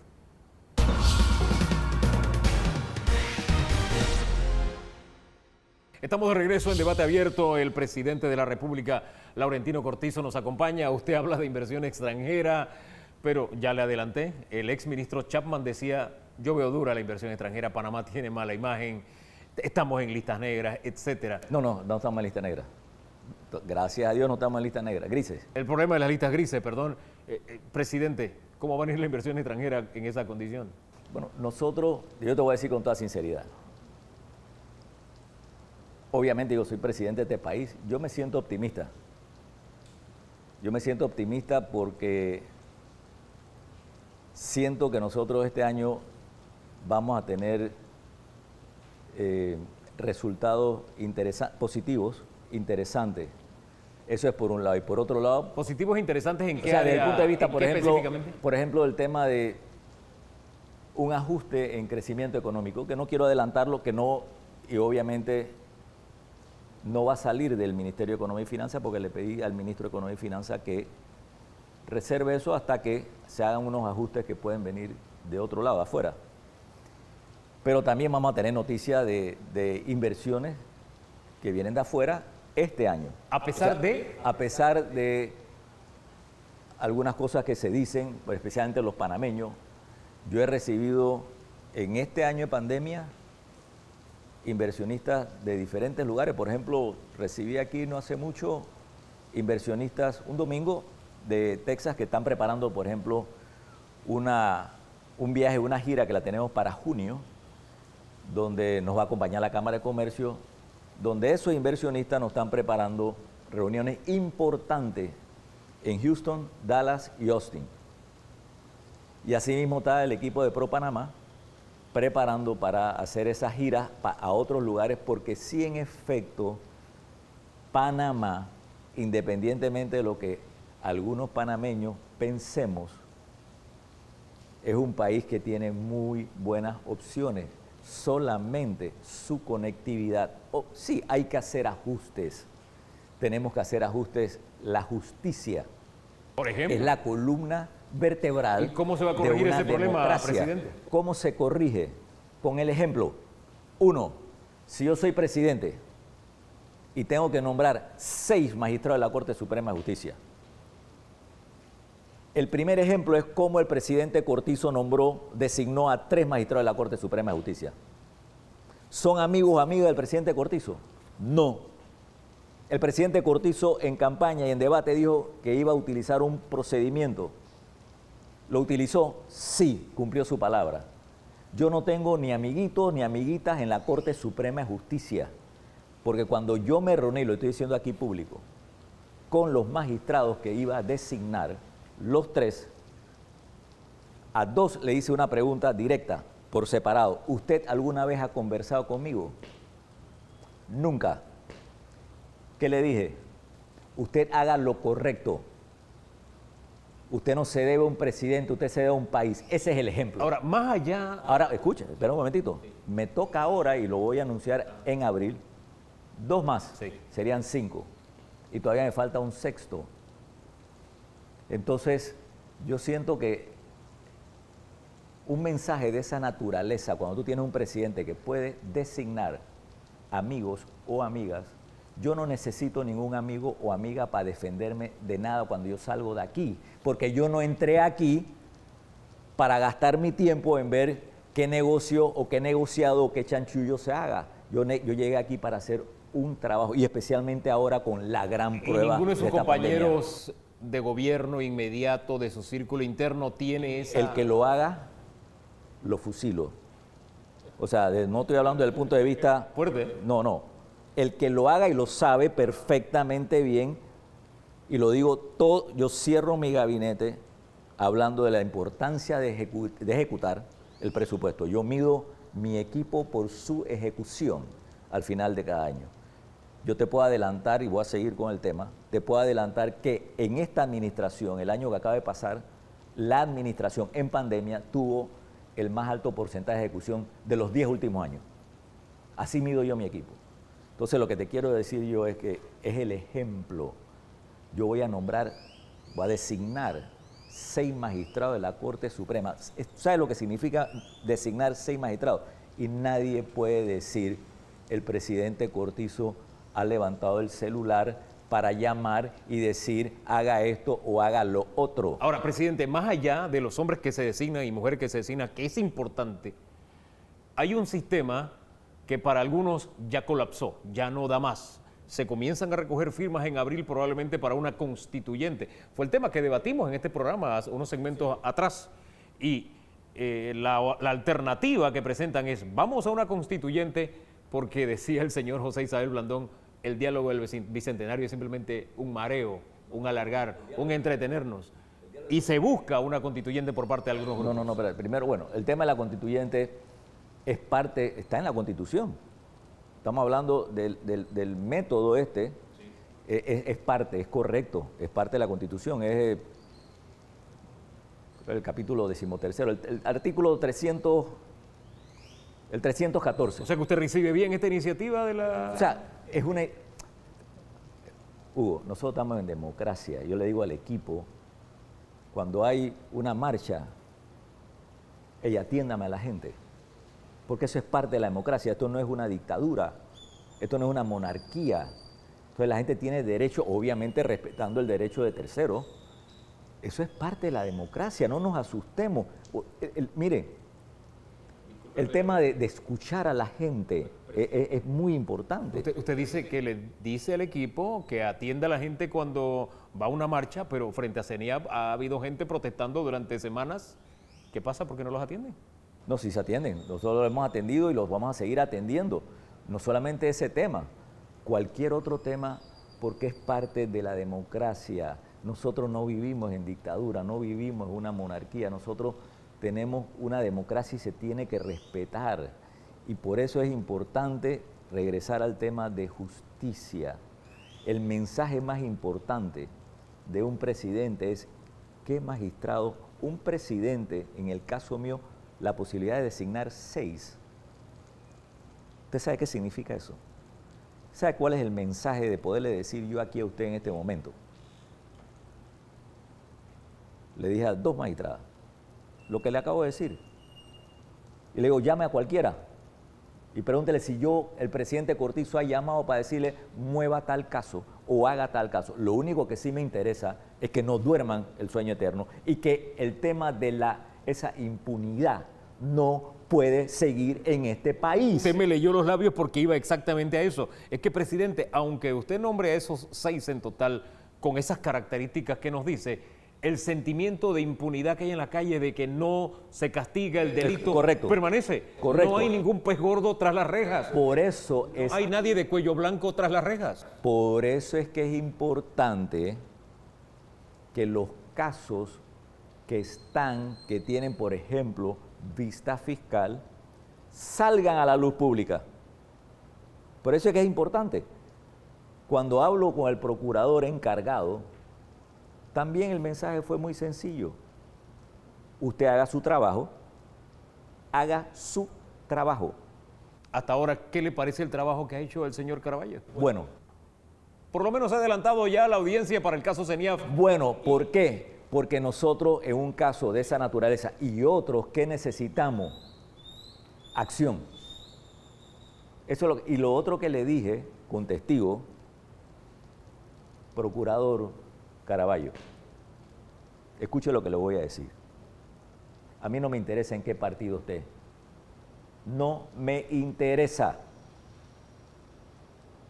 Lo único que los casos no pueden, yo soy panameño, no pueden dormir el sueño eterno. Aquí hay casos que sabemos perfectamente bien que ya tienen vista fiscal. Entonces, la mejor forma de amar este país es que hagan las cosas bien. Ahora, presidente, el tiempo se nos está acabando. Justicia, seguridad es otro que, bueno, lo ha vivido usted en carne. Me preguntaste ¿sí? lo de mi hermano. Sí, lo vivió usted en carne propia el jueves con su hermano. Sí, nosotros sí teníamos ya información de inteligencia desde el miércoles de que se estaba realizando por parte de 5, 6, 7 personas. Todas han sido capturadas, incluyendo un venezolano, y quiero ver bajo qué condiciones está, la posibilidad de un atentado de un secuestro. mi hermano estaba vendiendo una finca y esto es una oportunidad para decirle a las personas que suben en redes, vendo un apartamento, estoy vendiendo una casa, que tengan mucho cuidado con los que llaman para ir a ver el apartamento, la casa o un terreno.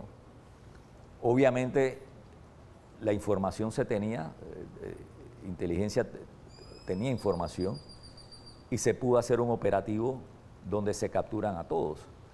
Ahora mismo se está trabajando, la información que manejo es en todas las conexiones tipo teléfono. Y el teléfono te da mucha información para armar ya bien el caso, pero todos fueron aprendidos, todos. Ahora, presidente, usted dice que tenían información de inteligencia, pero estuvo a punto de ser secuestrado. Estuvo a punto, pero antes de que pasara todo, se les cayó. Ahora, se reaccionó rápidamente y se tenía información de inteligencia porque es el hermano del presidente. No lo veo así, ¿eh? Eso se lo dejo yo. Sí, es una buena pregunta, pero se lo dejo a la investigación que está en proceso, porque nosotros vamos a tener eso. Esa información la vamos a tener. El presidente maneja mucha información. Nosotros manejamos mucha información. Ahora bien, eso que le acabo de preguntar viene porque en este país los que no se fueron de cuarentena, no guardaron distanciamiento social, fueron los delincuentes. Se disparó la cifra de homicidios, de asaltos, de hurtos en el año 2020. El homicidio, o sea, déjame echar para atrás. A ver. Nosotros vamos a decir, en el 2019, el 2019 especialmente, las barras están en la gráfica de agosto para adelante, fue un año muy fuerte en el tema de incautación de droga. El 2020 fue un año exitoso en el tema también de la captura e incautación de droga. Y el 2021, enero y febrero, las cifras son monumentales. ¿Y eso qué relación guarda con el incremento en asesinatos, presidente? El 70%, 69%, 70% de los homicidios están vinculados al tema de estas rivalidades y crimen organizado. Ahora cambiamos de jefe de la policía. Teníamos un director de la policía que de una u otra forma le decía al país por dónde iban las cosas.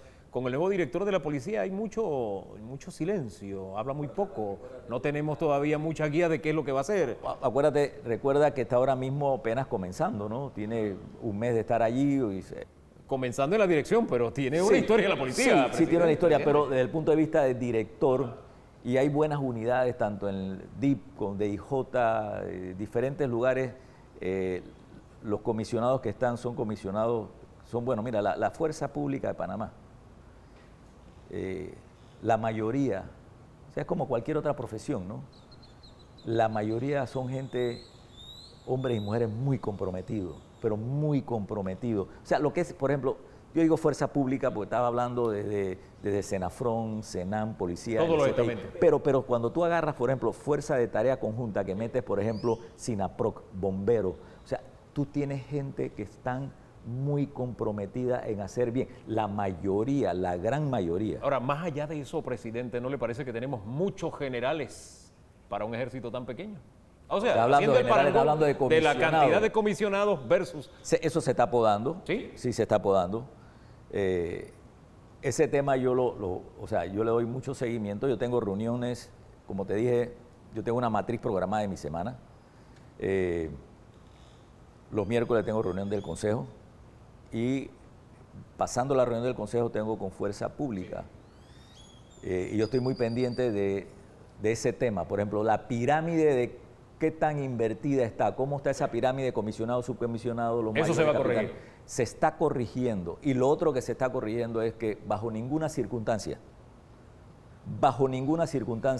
un presidente puede llamar a decirle a un jefe de la policía, una persona que tuvo 10 años fuera de la policía y que salió como teniente, súbemelo a subcomisionado. Esos ascensos express que Esos ascensos express no deben, y no en mi administración no va a funcionar, y con la reglamentación nueva no. ¿Por qué? Porque esos ascensos express demoralizan la tropa. Ahora, presidente, debe Ese quedar... es bien el espíritu de cuerpo en la fuerza pública es sumamente importante. Más allá de la decisión que usted tome como presidente, es importante que haya una estructura legal que impida que eso pase. Porque, sí, cierto. presidente, lo sí, permanente de la República. Sí, es pasajero. Nosotros se presentó al inicio de la administración una denuncia, una demanda en la Corte para el tema casualmente de ese tipo de ascenso. Eso no puede ser que un presidente llame porque es amigo, porque es familiar o amigo de quién, tú no puedes estar llamando a hacer ese tipo de ascenso. Eso demoraliza la tropa. Presidente, cerremos con un tema con el que prácticamente comenzamos, hablando de vacunación. Ahí yo creo que hay un consenso nacional, buena nota. Hemos ya, según los últimos informes, escalado, aunque no es una competencia, como dicen los voceros del Ejecutivo, no es una competencia con otros países, pero qué satisfacción da ver que somos el cuarto país de promedio en vacunación en Latinoamérica. Buenas cifras, hablemos de eso, la expectativa que tenemos. Es buena cifra, pero yo le digo a la ciudadanía, yo quisiera tener, y así se lo hago saber a los equipos circuitales, yo quisiera tener aquí 1 millón de vacunas. ¿Por qué? Porque los 39 circuitos, los equipos circuitales con el coordinador principal del circuito, con el coordinador suplente, con Fuerza Pública, con el director regional de salud y de la Caja del Seguro, todos esos equipos, las juntas comunales, los clubes cívicos. Ojo, yo quisiera aprovechar esta oportunidad. Lo que pasó en San Miguelito con los clubes cívicos, esa es una excepción. Con algunos miembros de clubes cívicos. Por favor, no generalicemos. Sí. O sea, los clubes cívicos en este país hacen muy buen trabajo. Entonces, cuando yo leí eso, a mí me dolió porque al final yo he estado trabajando en el tema de la coordinación del Centro de Operaciones Nacionales de Vacunas. Cuando vi eso, yo digo, caramba, gente desinteresada de diferentes clubes cívicos, de las juntas comunales trabajando, y que 2 o 3 personas, yo les pido, por favor, no generalicen. La organización es una buena organización. Estamos condicionados, por supuesto, a las entregas de la vacuna. Abril vamos a tener vacunas toda la semana. El mes que viene bueno es mayo. ¿Por qué? Porque vamos a tener vacunas, y puede ser que me equivoque en abril, pero en mayo sé que viene más de Pfizer y entra AstraZeneca. Entonces, AstraZeneca como bilateral y AstraZeneca probablemente como COVAX. Entonces, eso es lo que yo aspiro. Entonces, siento que nosotros podemos ir avanzando. Obviamente, recuerden, estamos condicionados a las entregas. Las enfermeras, esas tienen una mística. Yo te voy a decir algo. Gremio disciplinado, enfermera. Esa enfermera jefa, esa mi Blandón, mis copetes, incluyendo a la Hewitt. Esa gente son comprometidas y el equipo de enfermeras son comprometidos. Es una belleza. Ahora, brava. O sea, se ponen, a veces a mí me escriben cosas y yo tengo que decirle, hey, cógelo con calma. A mí mi copeta a veces me escribe a las 12:15. ¿Cómo qué le escribe? No, me escribe cosas buenas, pero a veces me escribe cosas, se disgusta. Pero mira, déjame decirte algo. A mí, yo sí, ese día para mí fue lo contrario al 16 de marzo, me pasó a mí el 4S de marzo. O sea, poder estar allí en el Vasco Núñez de Balboa, yo sentí una emoción porque yo decía, mira, el propósito de vida de nosotros, de las enfermeras, de todos los que están en esta organización, de poder decir, hey, con esta vacuna estamos dando la esperanza de vida. Yo me emocioné, yo decía, caramba, qué contraste entre lo que vi yo en el informe, que me ayudó mucho ese de la unidad de cuidado intensivo, y esa noche, esa madrugada en el centro de convenciones allí del Vasco Núñez, totalmente un contraste. ¿Usted estuvo al borde del llanto? No, llanto, déjate, no me venga del llanto, no. Emocionado. No, se le quebró la voz. Bueno, y lo que dicen las imágenes es otra cosa, presidente. Pero no del llanto, de la emoción, Hugo. Sí. Tú sabes qué es tener ese ejército de enfermeras y enfermeros después de un año. Hugo, yo no puedo describir. Fíjate que dije, llegó un momento que era como apocalíptico, pero Pero el tema de ese cultivar, es que te digo yo, cultivar la mente para estar concentrado, no es una concentración normal. O sea, tienes que, porque te tiran de todos lados para, a veces a propósito y a veces no a propósito, para desviarte. Entonces tú tienes que estar clarito de, espérate. Yo voy a decidir cuál es el camino. Y lo voy a decidir, te voy a decir cuál es la otra fuerza. Yo te he mencionado a ti disciplina, te he mencionado concentración, pero ese 17 y 18 en la madrugada, hay una palabra bien clave, mayúscula, negrita y subrayada, se llama fe, lo interno tuyo. ¿Qué es lo que tú tienes interno? ¿Cómo tú equilibras eso que tú tienes ahí interno con tu mente? ¿Cómo tú te focalizas? ¿Cómo no permites que te desvíen de la ruta, de la misión, de la gran prueba? Presidente, cuando usted me dice eso, pienso en la forma en que el gobierno, y específicamente del gobierno, el vicepresidente, es tratado en redes sociales. Y usted dice, no desenfocarse, pero ¿qué es lo que se está diciendo? Es serio y es duro. Y tenemos un vicepresidente que guarda silencio. ¿Forma parte de ese no desenfocarse o lo que dice la sabiduría popular, el que calla otorga? O sea, no ponerse a un dime que te diré por qué. A ver.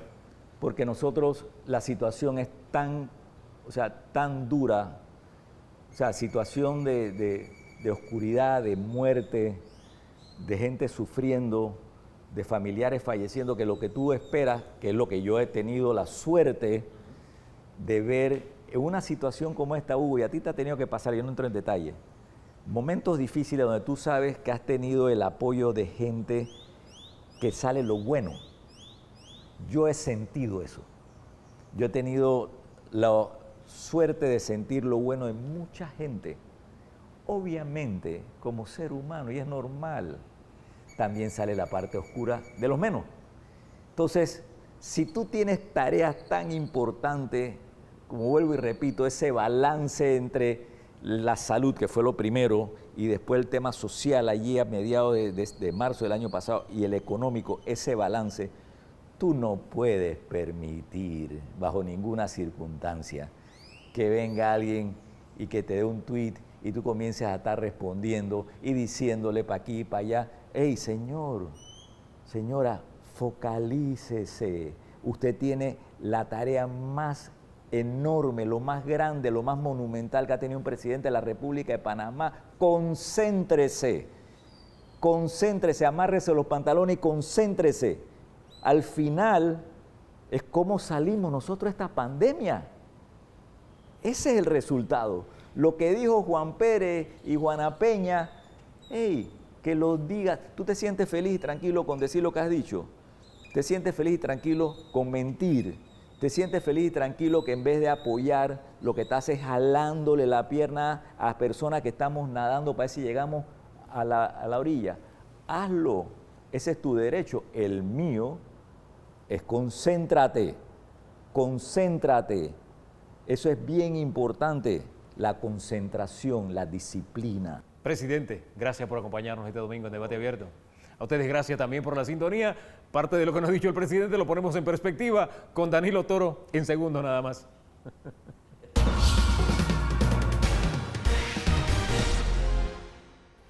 Bien, estamos de regreso ya en la parte final para poner en perspectiva la conversación con el presidente de la República, don Danilo Toro. Usted se perdió un hisopado que a mí me hizo llorar. Yo me he hecho varios, pero yo sentí que este me hurgó hasta el cerebro. Llegó hasta el cerebro. Dios mío. Pero bueno, todo eso formó parte de las medidas para poder conversar con el presidente de la forma en que lo hicimos. ¿Qué es lo que más quiere destacar de la entrevista? Bueno, dos aspectos, Hugo. A ver. En primera instancia, estamos hablando de una entrevista lo suficientemente extensa como para distinguir la parte personal del hombre que gobierna Panamá y la parte de su gestión. ¿Usted quiere enfocar la parte humana? La parte humana, la parte del individuo que gobierna este país, del presidente Laurentino Cortizo Cuen. ¿Qué nos dice la entrevista de él? En primera instancia, es un hombre que pondera lo estoico. Eso me llamó la atención, cómo él arranca haciendo gala de virtudes como la disciplina, la concentración. Difícil en los tiempos de las redes sociales. Exacto, ¿no? Así es, así es. Y difícil en la cultura panameña. Claro. que apunta más hacia lo opuesto. En filosofía se estudian ambas escuelas, la estoica y del epicureísmo. El epicureísmo es todo lo contrario, el relajo, ¿no? Al cuerpo lo que pida. Entonces, este presidente que deja traslucir esa personalidad de concentración, de disciplina, de dedicarse, enfocarse a cosas sin distraerse, es el que se revela en la entrevista. Disculpe que le interrumpa ahí, un criterio que incluso le ha transmitido a su vicepresidente por quien puso el pecho y también por su ministro de Obras Públicas. ¿No perdamos de vista eso? Sí, él sale más adelante, cuando veamos la parte de gestión va a salir eso, ¿no? Él sale defendiendo su equipo, tanto a los que están como a los que estuvieron, el caso de la doctora Turner, cierto, por ejemplo. Tocó algunas cositas que lo dejan a uno meditando. Así es. Ahora, también deja ver en su lado humano, dejó ver sus temores, los miedos por lo que pasó, la soledad de sus decisiones. Eso es importante, poder entender esa dimensión del ser humano que sintió miedo, que sintió temor, porque eso te indica cuál es el nivel de responsabilidad que un individuo tiene de las funciones que desempeña. Hay ocasiones en que cuando conversas con alguien te das cuenta que ya te leyó el pensamiento, y cuando dijo que tenía miedo y le fui a preguntar, no me dejó preguntar. Dijo, y los miedos se enfrentan. Y los miedos se enfrentan. O sea, me paró ahí en seco Así y desarrolló la idea. Así es. Efectivamente, el miedo es un sistema de alarma natural que hay que saberlo administrar. Luego vemos su celo personal por la democracia. Él lo pincela, él lo diagrama de distintas formas, pero en ese celo él se compromete a respetar a sus adversarios, porque sus adversarios tienen el derecho de protestar. Ese es su compromiso público, caras al público. Fíjese que ni siquiera el tema de la constituyente dice eso es parte de la democracia. Así es, así es. Es un hombre que no vi que se preocupó por degradar a sus adversarios o a quienes le dan contra, le hacen contra. Y finalmente, ese esfuerzo de disciplina que él tanto quiere ponderar, lo saca a relucir o lo saca a colación de distintas formas, ¿no? Como un hombre apegado a horarios, apegado a grupos de trabajo, apegado a un mecanismo de rigor permanente. Así es que ese es el individuo con el que tú lidiaste frente a las cámaras. Bien, ahora vamos a ver qué ocurre en la otra dimensión, en la dimensión de gestión de su presidencia. Voy a comenzar por la justicia. Su forma de hablar hace un diagnóstico de la justicia. Y de una vez tomé nota de que él diagnostica una justicia lenta, porque así lo deja ver, las cosas no se pueden quedar ahí durmiendo la eternidad, y además una justicia que no debe estar tutelada, porque a él le interesa guardar distancia. Y como parte de ese esquema de justicia que habló de ese tema respecto a la Corte Suprema y los individuos que ha nombrado y piensa nombrar o le corresponde, el papel del Ministerio Público. Así es. La forma en que salió el anterior y lo que piensa del actual. Exacto.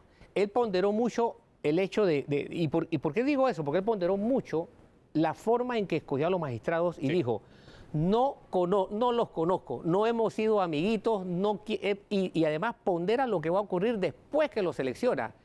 A ninguno los llamo. Entonces, esas dos características que él sitúa, ¿no? Uno, una justicia lenta y una justicia que peca de impune, salen a relucir en tu entrevista, y creo que son dos aspectos que tienen que llamar la atención de la opinión pública. Ese es un compromiso. Pero póngale la pata ahí del Ministerio Público, que eso también, porque están los retos, y se lo planteó. Exacto, él se lo plantea tanto al Ministerio Público como a los magistrados, porque al Ministerio Público le dice lo mismo, cumpla su trabajo. Cumpla su trabajo. Incluso esta administración. Exactamente, sí. Así es. Sí. Así es que eso me llamó la atención en el ámbito de justicia. Uno más para redondear, me dice Bien. el productor. La siguiente, gestión de crisis. En gestión de crisis, él avaló lo realizado para enfrentar COVID. Panamá Solidario, la construcción de infraestructura hospitalaria, y deja pincelar la premisa de que el hospital más caro es el hospital que no se tiene, porque se construyó un hospital en momentos de carestía. Finalmente hubo la parte de economía y de seguridad. En la parte de economía plantea un optimismo significativo. Es un presidente que está enfocándose en comprometer los fondos adquiridos por el gobierno a los distintos sectores económicos y en traer inversión extranjera. Ahí dejó caer primicias noticiosas. Y en la parte de seguridad es un presidente que enfoca como fundamento de la criminalidad principal al narcotráfico. Así que esperamos que estas sean las cosas que él deje actuar de manera fluida. Para concluir, el presidente entra en una etapa en la que su optimismo tiene que traducirse en decisiones y acciones para el país, porque el optimismo que él tiene y que lo demuestra en la entrevista, ahora tiene que ser recibido por un público a la expectativa. Ese es el reto que tiene el gobierno y nosotros pues complacidos de haberle podido presentar esta perspectiva durante este tiempo, hoy en exclusiva aquí en Debate Abierto, la conversación con el presidente de la República. El próximo domingo, primero Dios, volvemos a estar juntos otra vez. Gracias, don Danilo. A ustedes por la sintonía. De aquí entonces vamos a hacer el esfuerzo y nos seguimos regalando el mejor domingo de nuestra vida. ¿Le parece? Bendiciones.